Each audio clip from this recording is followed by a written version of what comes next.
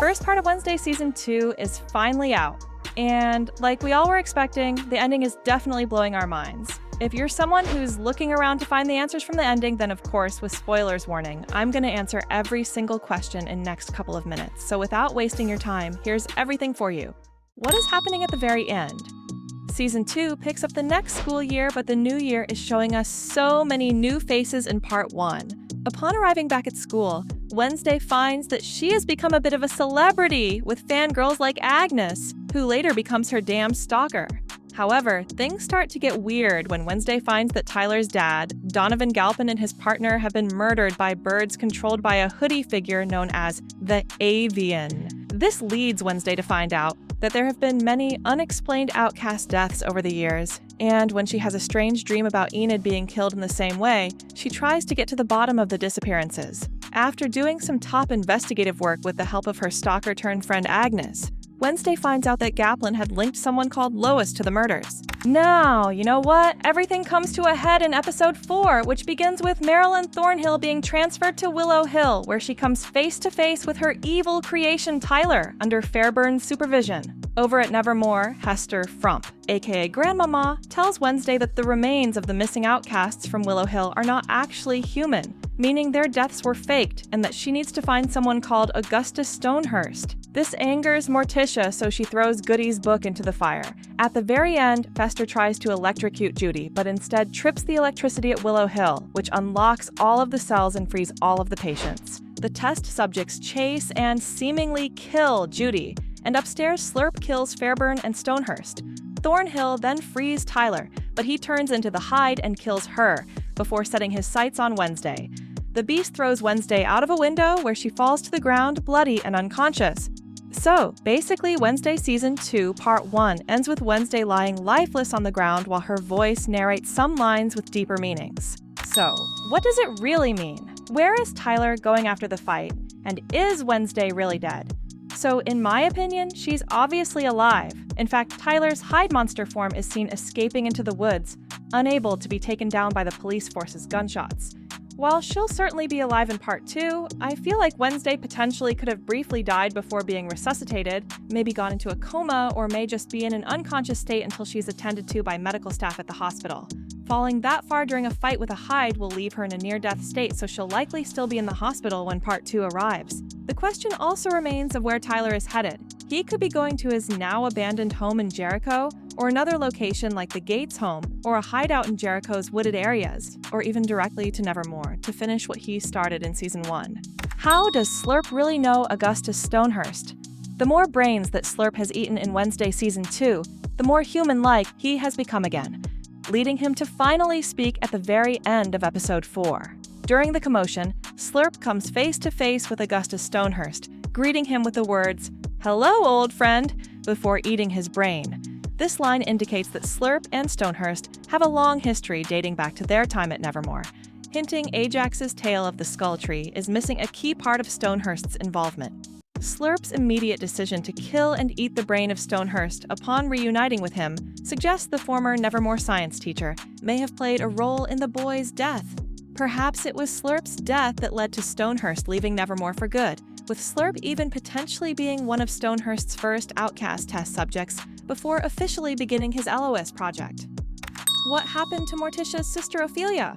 Episode 4 also discloses some intriguing new information about Wednesday Addams' mysterious aunt.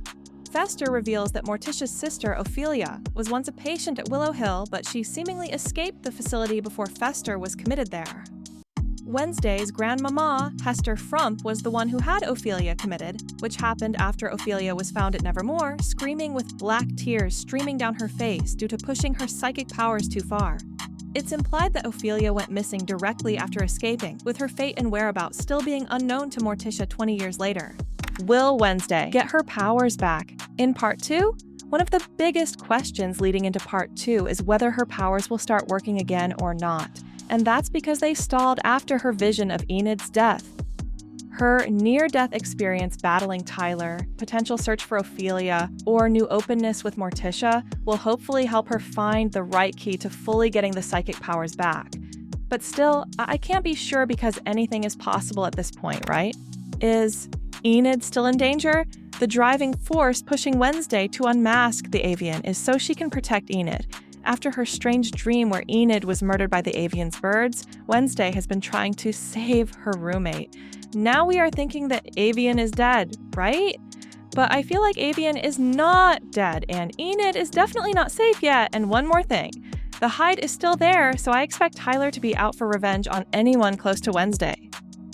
Is Marilyn Thornhill dead? Marilyn Thornhill, who was revealed as the evil creator of the hide last season, returns to the series in episode 3, where she is transferred to Willow Hill in order to help Dr. Fairburn understand Tyler, aka the hide. However, it becomes apparent that Tyler hates his maker, and so when Thornhill releases him, he rips his claws into her chest and leaves her dead on the floor at Willow Hill. However, although Thornhill sure does look dead, we wouldn't put it past her to show up unannounced again. Where is Bianca's mother? One interesting subplot running through the second season is Nevermore student Bianca's mother, who has been hiding out at the Apple Hollow Hotel. It is revealed that Bianca saved her mother from a dangerous cult and has been using her siren powers to keep her hidden at the hotel. However, when Fester caused a scene at the hotel, which led to his arrest, the whole place was searched by police, who then found and arrested Bianca's mother. Bianca uses her powers once again to free her mother from police custody and looks to hide her at Nevermore Academy, but is interrupted by Principal Dort. We don't know for sure where exactly Bianca's mother is right now, but we expect that storyline to wrap up in part 2. What is Principal Dort up to? For the longest time, we were sure that Principal Dort was the avian, due to his strange behavior, his mutilation of Bianca, and his eagerness to get Hester Frump to the school. Plus, when Bianca is trying to hide her mother, she overhears Dort on the phone panicking, saying he will try and cover it up. But what he is referring to, we have no idea. However, now Judy is revealed to be the avian. We are not sure what exactly Dort is up to, but we have a feeling it is not good. But in a nutshell, now I'm pretty sure that part 2 is going to be even more shocking with multiple surprising deaths. Wednesday is going to get back her powers, or maybe she'll be using her intelligence to outsmart others and bring something that none of us are even expecting. Now or later, Netflix will drop a bomb because season 3 is also under works, and on a very serious note, I know Netflix will not leave a single chance to grab more profit from this franchise. So even if they call season 3 as their final drop, I'd still ask you to expect more spin-off or maybe a movie. For now, we're still having so many doubts and questions which left untold by the end of part 1, and I'm personally expecting them to come up with as many surprises as possible because why not, right? For a moment, I was even thinking about they're really showing a death, but then I realized yes, just another trick to hook the audience. But anyways, guys, you tell me what's your theory for part 2 and I'll catch you in next video. Until then, bye-bye.